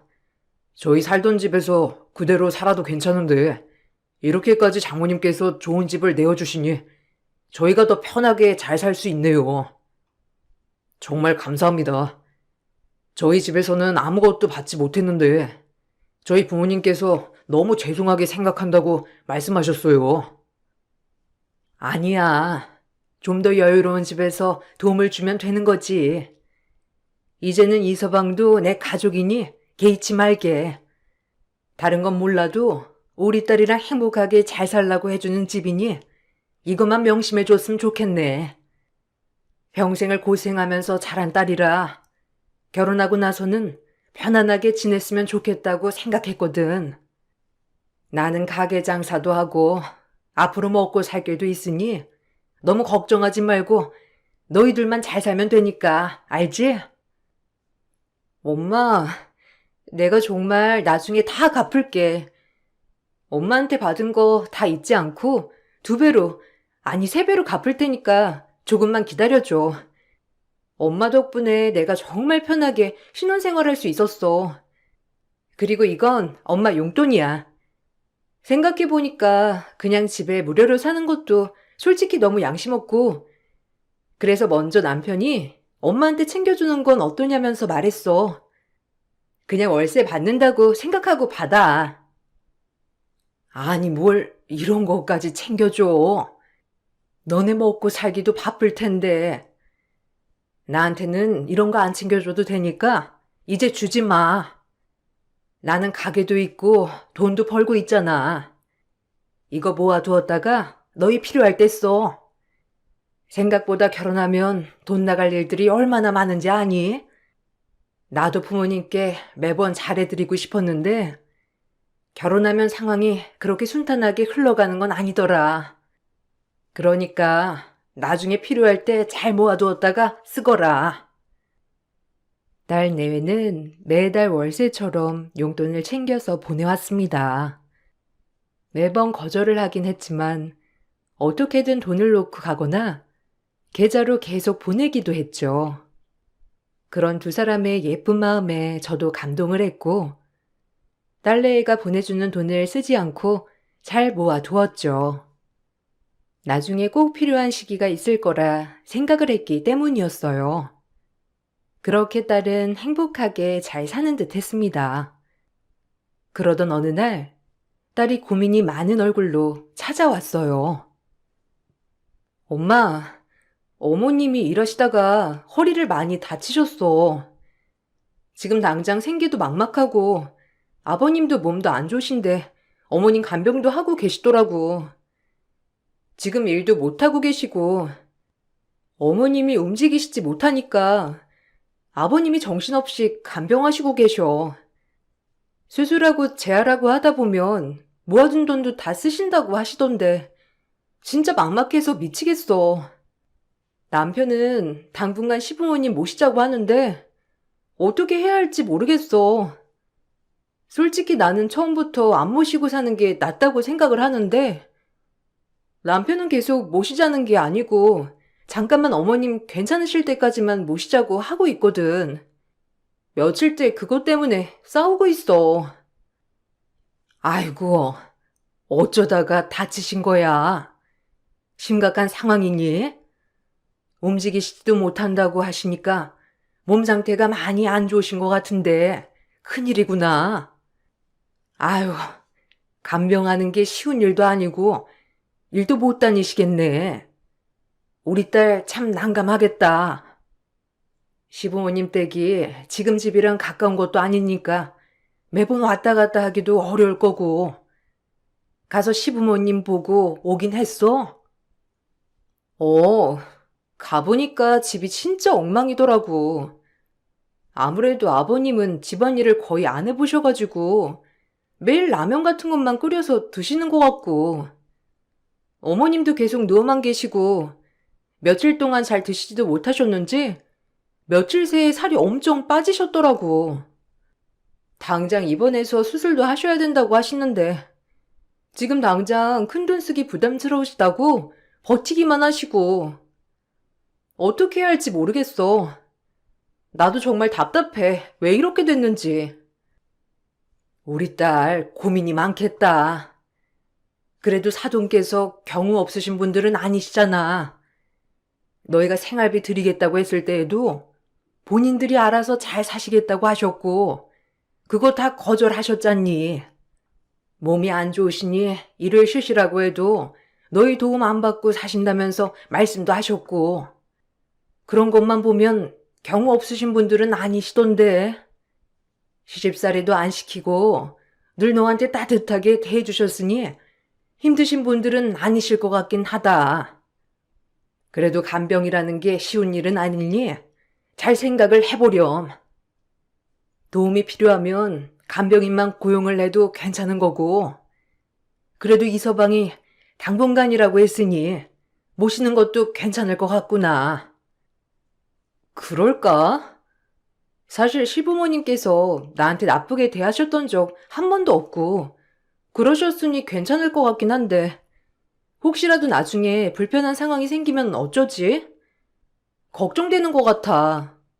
남편도 당분간 어머니 몸이 회복될 때까지만 모시자고 했으니 그렇게 해야 되겠지? 아, 그래도 엄마한테 말하니까 속이 편하네. 안사돈께서 일을 하시다가 허리를 크게 다치시는 바람에 움직이기도 어려운 지경이 되었던 적이 있었어요. 그때 당시 박가사돈께서도 일을 하지 못하시고 안사돈 간병에 집중을 하다 보니 집안 살림이 엉망이 되었었죠. 고민을 하다가 다른 시부모님을 집으로 모시게 되었습니다. 평상시에도 경우 없는 분들이 아니셨기 때문에 따르기 못해주시지 않을 거라고 생각을 했습니다.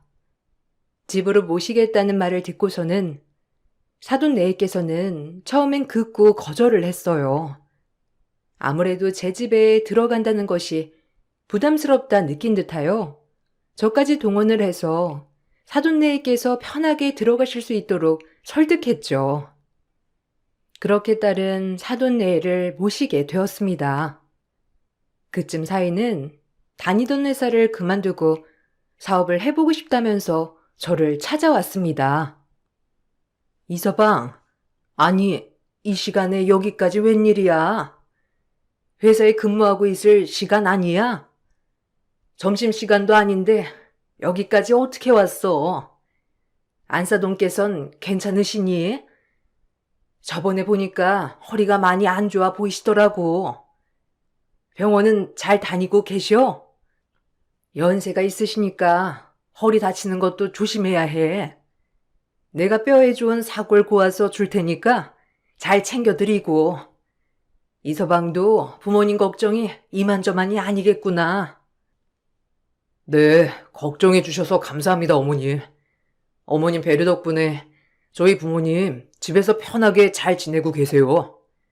병원도 가까워서 훨씬 다니기 편해졌고요.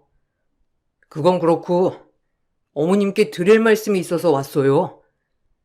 사실 저희 부모님 건강도 너무 안 좋으시고 솔직히 말씀드리면 앞으로 계속 일을 하실 수 있을지도 미지수예요. 연세도 많으셔가지고 어머니도 그렇지만 아버지도 계속 일용직으로 일을 하시는 게 가능할지도 모르겠고요. 그래서 제가 좀 더 돈을 많이 벌어야 하지 않을까 싶어서 요즘 회사 다니면서 저녁에 틈틈이 배우고 있었던 일이 있었거든요. 그런데 거기 업장에서 저한테 체인점을 열어줄 테니까 운영을 해보라 권해주셨어요. 근데 운영하기 전에 초기 자금이 필요하다고 하셔가지고 혹시 장모님께서 도움을 주실 수 있을까 해서 이렇게 왔습니다. 사업을 하겠다는 말이야? 갑자기 사업은 왜 시작을 하려고? 아무리 그래도 멀쩡히 잘 다니고 있던 회사까지 그만두고 왜 사업을 시작하려고 해? 지은이랑도 말은 해봤니? 저녁에 틈틈이 배우고 있다고 하니까 뭐 거기 사업 사정은 이서방이 잘 알고 있겠지만 그래도 괜찮은 사업인지 잘 살펴봐야 해. 좋은 사업이라고 해도 갑자기 이렇게 시작을 해도 괜찮은 건지 잘 모르겠구나. 조기 자금은 그래서 얼마나 필요한 거니? 내가 마련을 해주지 못하면 사업은 시작하기 어려운 거야? 아, 지금 여기저기 알아보곤 있어요. 그런데 금융권에선 전에 부모님 병원비며 이것저것 끌어서 쓴 게 있다 보니 많이 막혀 있어서 충분히 나오진 않더라고요. 그래서 급하게 장모님께 부탁드리려고 왔어요. 저 한 번만 도와주시면 안 될까요? 이거 본점도 너무 잘 되고 있어서 사실 체인점을 내달라고 하는 사람들도 많거든요.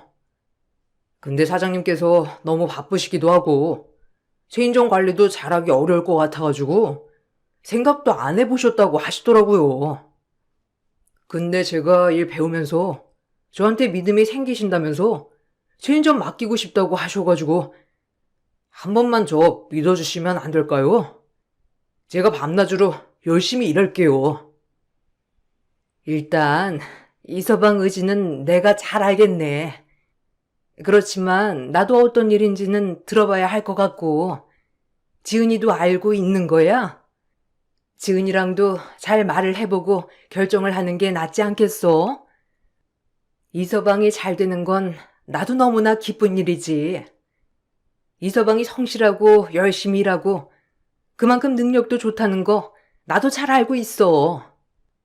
그렇지만 돌다리도 두드려보고 건너야 하는 것처럼 너무 섣부르게 결정하지는 않았으면 좋겠네.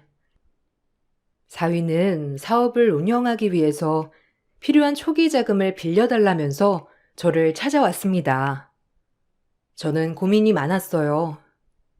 저도 사업을 하고 있는 입장에서 이런저런 우여곡절도 많았고, 솔직히 처음부터 한 번에 잘 되는 일이 흔한 것은 아니었기 때문이었죠. 사위가 전에 사업을 했던 사람도 아니고, 회사만 다녀왔었기 때문에 더 걱정이 많았어요. 사위는 그래서 어떤 사업이고 얼마만큼의 가능성이 있는지를 설명해 주었고, 본점에까지 저를 데리고 가서 보여주기도 했습니다. 저는 사위의 의지를 보고 사업 초기 자금을 빌려주기로 결심을 했죠. 처음 사위는 사업이 잘 되면 배당금처럼 어느 정도 이익을 떼어주겠다고 했지만 저는 그저 사위가 잘 되기만을 바랬습니다. 그래서 사위는 회사를 그만두고 사업을 시작했어요.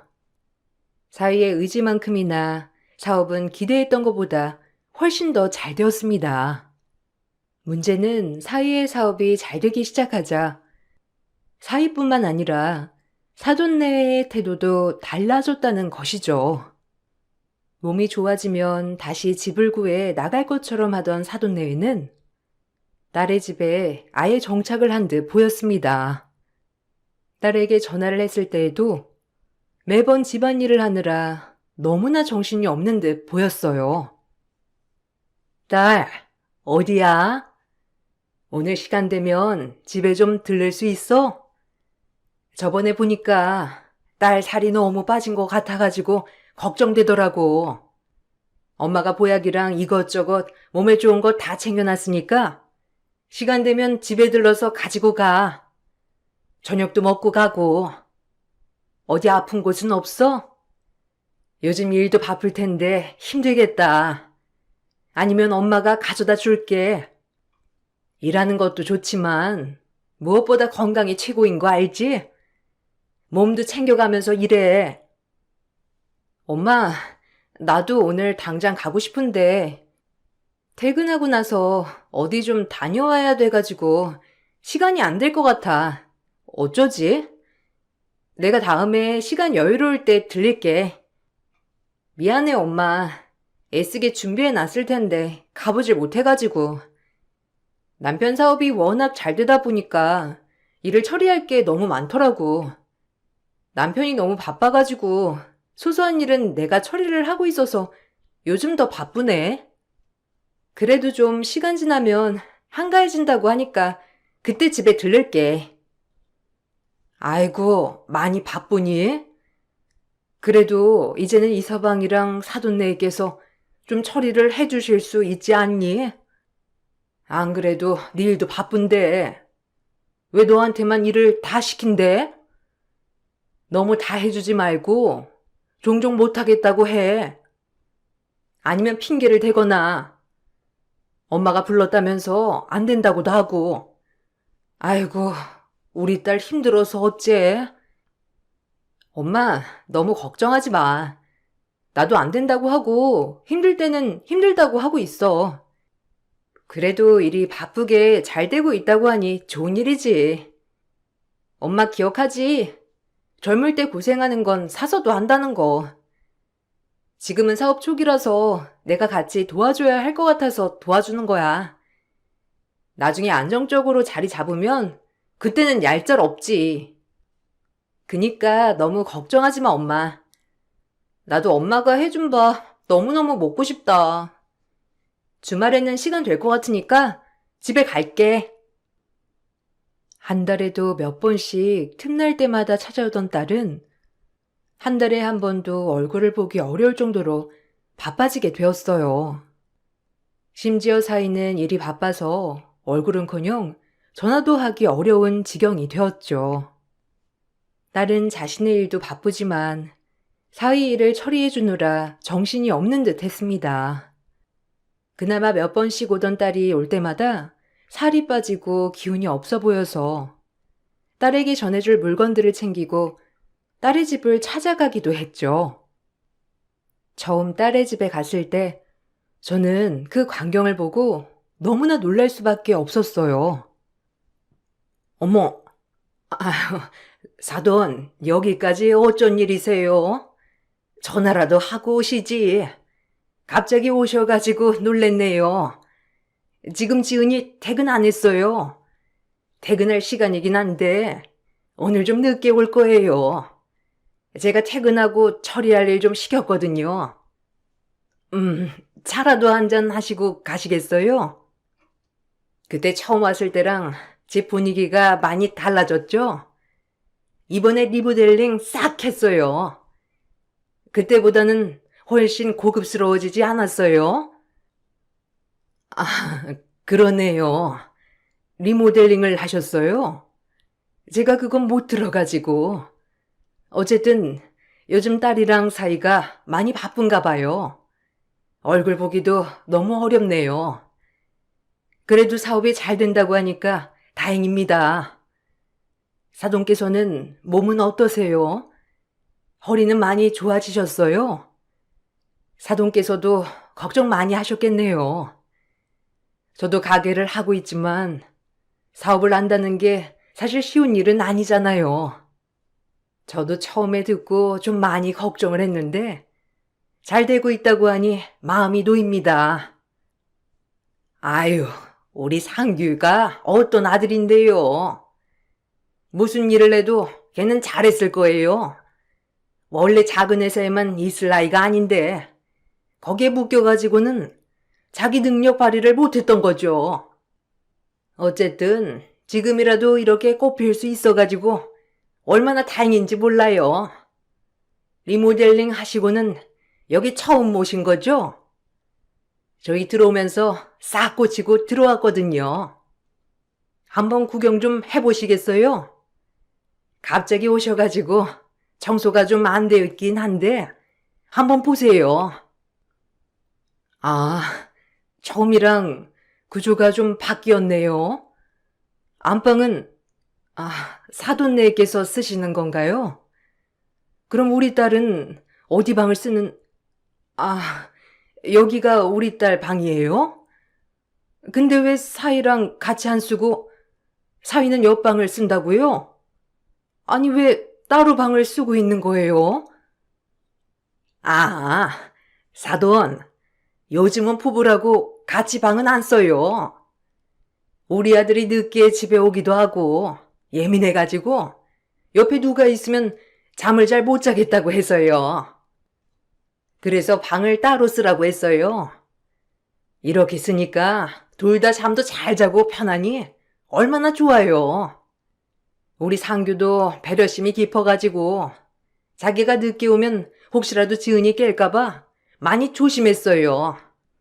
그래서 매일 피곤해했는데 이제는 상규도 잠 잘 자고 너무 좋다고 하더라고요. 집은 처음 입주를 했을 때와는 전혀 다른 집이 되어 있었습니다. 안방은 사돈네가 차지를 했고, 딸은 그 집에서 가장 작은 방을 사용하고 있었죠. 침대도 없이 이불만 펴고 자는 듯 단출한 딸의 방을 보면서 속에서 열이 끓어오르는 듯 했습니다. 그의 반면에 사이의 방에는 고급 브랜드 침대와 수납장까지 모두 갖춰져 있었습니다. 거실에도 원래 있었던 딸의 결혼 사진은 떼어져 있었고, TV 밑으로 오래전에 찍어두었던 사돈네와 사이만 찍었던 가족 사진만 놓여 있었죠. 그 모습을 보고 저는 울컥하여 급하게 그 집을 나왔습니다. 딸에게 전화를 해보니 딸은 제 전화를 너무나 밝게 받더라고요. 엄마, 집에 왔었어? 전화라도 하지. 내가 잠깐 시간 내서 엄마 얼굴 보러 갈 걸 그랬어. 어머님 만났지? 아, 엄마 방 봤어? 그거 걱정하지 마. 내 침대에 오기로 했는데 아직 도착을 안 해가지고 그렇게 된 거야. 이불만 덩그러니 있어가지고 엄마 놀랐을 것 같아. 근데 다음 주에 침대 온다고 하니까 너무 걱정하지 마. 알았지, 엄마? 나 잠기 예민한 거 엄마도 알고 있잖아. 매일 늦게 오는 남편 때문에 내가 잠을 못 자가지고 각방 쓰게 된 거야. 그래? 그래도 엄마는 보고 마음이 좀 그렇더라고. 그래도 부부인데 같이 방 쓰면 좋지 않나 싶기도 하고. 아니면 네 방 침대 먼저 놔주지. 그러면 더 좋았을까 싶기도 하고. 딸, 힘든 건 없어? 엄마가 도와줄 일 있으면 얼마든지 도와줄 수 있어. 너무 답답하면 집에 언제든지 와. 알았지? 엄마가 맛있는 밥도 해주고 술 친구도 해줄 테니까 걱정 싹 놓고 집에 와. 아이, 엄마 힘든 거 하나도 없어. 요즘 너무 행복해. 진짜 바쁘고 행복하고 그러니까 걱정하지 마. 내가 엄마 이렇게 걱정할까봐 집에 오라고를 못했어. 보이는 거에 비해서 나 정말 너무 행복하게 잘 지내고 있으니까 걱정하지 말라니까. 내가 진짜 조만간 엄마 보러 가야겠네. 지금 바쁜 일 어느 정도 마무리되고 있으니까 연차 내서라도 갈 수 있을 것 같아. 연차 내고 쉬러 갈 테니까 그때 맛있는 거 많이 먹으러 가자. 그래, 우리 딸. 너무 힘들면 언제든지 말해. 고민 있을 때도 언제든지 말하고. 엄마는 괜찮아. 우리 딸 힘든 거보다 더 견디기 어려운 거 없어. 엄마한테는 딸이 제일 소중한 거 알고 있지? 언제든지 고민하고 있는 거 있으면 편하게 말하렴. 딸은 힘든 기색도 없이 오히려 괜찮다면서 저를 위로해 주기도 했습니다. 딸이 결혼할 때 행복하게 잘 지내는 것이 제 소원이라고 말을 했었는데 혹시나 그게 딸에게 짐이 된 것은 아닐까 걱정이 되기도 했죠. 사위와 한번 말을 해봐야 할 것 같아서 여러 번 통화를 연결해 보았지만 바쁜지 전화는 받지 않았고 매번 바빠서 다음에 연락을 주겠다는 메시지만 보내왔습니다. 그렇게 얼마의 시간이 더 지났을까? 가끔씩 보는 딸의 낯빛은 점점 어두워졌죠. 아무리 물어도 딸은 고민이 없다면서 말을 했어요. 저는 분명 딸에게 무슨 일이 있다고 생각이 들어 매일매일 딸에게 틈틈이 전화를 하기도 했습니다. 그러던 중 재래시장으로 사이가 온 것을 보게 되었어요. 일 때문에 잠시 들린 것처럼 보였던 사이는 직원들과 함께 이곳저곳 둘러보고 있었죠. 제 가게 앞을 지나가는 사이에 팔을 붙잡고 반갑게 인사를 했습니다. 이서방, 아이고, 드디어 얼굴을 이렇게 보네. 가게 때문에 여기까지 온 거야? 전화를 해도 통 연결이 돼야 말이지. 너무 반갑네. 이서방한테 할 말이 잔뜩 있었는데 막상 얼굴 보니까 너무 반가워서 내가 다 까먹어 버렸어. 근데 잠깐 시간 되면 가게 좀 올 수 있어? 가게 들어와서 커피라도 한 잔 마시고 가. 아, 어머님, 저 바빠요. 지금 가게 때문에 물건 구입해서 바로 가야 해서 시간 없습니다. 직원들도 저기 기다리는 거 보이시죠? 다음에 시간 되면 올게요. 급한 일이시면 메시지 보내주시거나 아니면 지은이한테 말하세요. 아니, 이서방. 아무리 그래도 잠깐 시간은 내줄 수 있지 않나? 5분이면 되네. 잠깐 커피 마실 시간만 내주게. 아까 보니까 다른 가게에서는 이런저런 말도 하면서 있던데. 아무리 바빠도 그 정도는 내줄 수 있잖아. 우리 지은이 걱정 때문에 내가 안 그래도 이서방 만나려고 했는데 통 볼 수 있어야지. 내가 물어보고 싶은 것도 있고 그래서 어쨌든 길게 시간 안 뺏을 테니까 조금만 시간 좀 내주게. 아니, 팔 좀 놓고 말하세요. 아, 누가 반긴다고 하는 촉이야? 장모님, 저 바빠요. 무슨 일 있으시면 지은이한테 말씀하시라고요. 아니, 바쁜 사람 팔 붙잡고 지금 뭐 하는 짓이야? 아, 진짜 말이 안 통해서 원. 장모님, 저 전처럼 그렇게 한가한 사람 아니에요. 안 그래도 바빠 죽겠는데 이게 뭐 하는 겁니까? 아유, 진짜. 사위는 팔을 붙들고 서 있는 저를 뿌리치고 급하게 가버렸죠. 그때 저는 전화 통화 중이었고 통화 연결 중이었던 제 딸이 그 대화를 모두 들었던 것입니다. 엄마, 엄마, 지금 남편 거기 있었어? 지금 엄마한테 그 자식 그따위로 말한 거야? 아, 진짜. 내가 죽을 정도로 참았으면 사람이 양심이 있어야지. 엄마, 나 이제 더 이상 안 되겠어. 나 남편이랑 이제 그만할래. 엄마가 나 좀 도와줘. 지은아, 이게 무슨 일이니? 이서방 갑자기 왜 저렇게 하는 거야?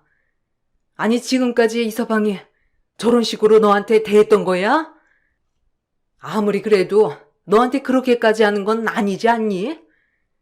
왜 저렇게까지 하고 사는 거야? 몰라. 엄마 나도 미치겠어. 사업 잘 되기 시작하면서 사람이 확 변했어. 남편뿐만 아니라 시부모님도 지금 변해서 내가 당황스러웠는데 진짜 이건 아니다. 모든 집안일이며 다 나한테만 시키고 거기다가 사업 서류 처리하는 것도 다 시키고 내가 미쳐버리겠어. 엄마, 그때 서류들 다 가지고 있지? 나 정말 끝까지 참아보려고 했는데 이제 더 이상은 나도 못 참을 것 같아. 이제 정말 끝낼 때가 된 것 같아. 지은아, 얼마나 힘들었어. 너 엄마가 행복하게 잘 살라는 말 때문에 지금까지 이런 것도 다 견딘 거니? 엄마는 지은이 네가 행복했으면 좋겠다고 해서 그래서 말한 거였어. 엄마가 지금까지 힘든 네 상황 몰라줘서 미안해. 이제라도 우리 제자리를 찾아보자.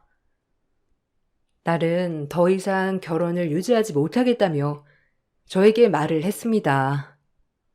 그날 이후 딸은 철저한 복수를 준비했죠. 먼저 사위와의 이혼 소송을 진행했습니다. 그동안 시부모님의 부당 대우를 메시지며 통화 녹음 등을 모두 증거로 제출했습니다. 거기다가 사위는 직원 중 한 명과 부정행위를 하고 있었죠. 이에 대한 증거도 모두 확보해 제출을 했습니다. 여기에 저는 집에서 점거하고 있는 사돈댁에 퇴거 명령도 진행을 했습니다. 집이 제 명의로 되어 있었기 때문에 퇴거 명령을 진행하였죠. 또한 사업을 시작할 당시에 투자금으로 주었던 자금 역시 모두 자료로 남겨두었기 때문에 이를 근거로 전 투자금 회수도 청구하였습니다. 모든 소송이 한 번에 진행이 되면서 사위는 그제야 죄송하다는 연락을 해왔습니다. 장모님, 정말 제가 죄송합니다. 그때는 제가 너무 바쁘고 예민하다 보니 너무 과도하게 대했던 것 같습니다. 절대 그럴 생각은 없었는데 제가 미쳐서 그랬던 것 같아요. 정말 죄송합니다. 그렇지만 갑자기 이렇게까지 하시면 제가 다 해결을 하기 어려울 것 같아요. 제가 사업 안정적으로 자리를 잡게 되면 투자금으로 드리겠다고 했잖아요. 이건 너무 하신 거 아닌가요? 장모님이라니. 이제 나는 당신 장모님 아니고 그렇게 당신네들 상황 다 봐줬는데 이렇게 뒤통수를 쳐? 집안 꼴은 왜 그렇게 해놓은 거야? 너희 잘 살라고 내 집 내놨지. 너네 부모 살게 하라고 내 집 줬는 줄 아나? 우리 딸은 골방에 내쫓아 놓고서는 너네들까지 호의호식하고 사는 꼴을 어찌 보라고? 절대 용서 못하니까 그렇게 알고 끝까지 소송하고 다 받아낼 거니까 그렇게 알아. 아, 장모님, 제발 용서해 주세요. 지은이한테도 제가 용서 빌고 있습니다. 지은이랑 다시 한번 잘해보고 싶어요. 이혼하면서 위자료도 많이 나오고 재산 분할도 거의 못해서 저 빈손으로 쫓겨났어요. 저희 갈 곳도 없고 사업 투자금까지 다시 회수하고 가시면 저 가게 운영 이제 못합니다. 제발 한 번만 용서해 주세요. 제가 잘하겠습니다. 처음부터 잘하지 그랬나? 내가 너한테 여러 번의 기회와 도움을 줬던 이유는 너를 봐서가 아니라 내 딸의 남편, 내 사이이기 때문이야. 내 딸이 잘 살게 해주기 위해서 도와줬던 것뿐이지 네가 이뻐서 도와줬던 거 아니라고. 그런데 그걸 이따위로 대한다고? 기회는 끝이야. 너와 더 이상 할 말 없어. 사위는 부정행위로 인한 위자료 지급과 함께 시부모님의 부당대우 역시 이혼 사유에 해당하게 되면서 위자료를 지급해야 했습니다. 거기다가 투자금에 대한 부분도 청구가 들어가게 되면서 결국 사위는 사업체도 모두 날리게 되었죠. 빈털터리로 다시 가난한 상황으로 돌아가게 된 사위와 사돈네에는 계속해서 미안하다며 용서를 구했지만 이미 저는 여러 번의 기회를 줬다고 말했어요. 그렇게 딸은 다시 제 곁으로 돌아왔습니다. 저희는 지금 모든 생활을 잠시 멈추고 쉬어가기 위해 해외여행을 계획하고 있어요. 얼마 뒤 딸과 함께 세계 곳곳을 여행하려고 합니다. 힘든 상황이 있긴 했지만 이렇게 해결할 수 있어 다행이라 생각을 하네요. 저의 긴 사연을 들어주셔서 정말 감사합니다. 여러분들에게도 늘 축복과 행복이 따르시길 바랍니다.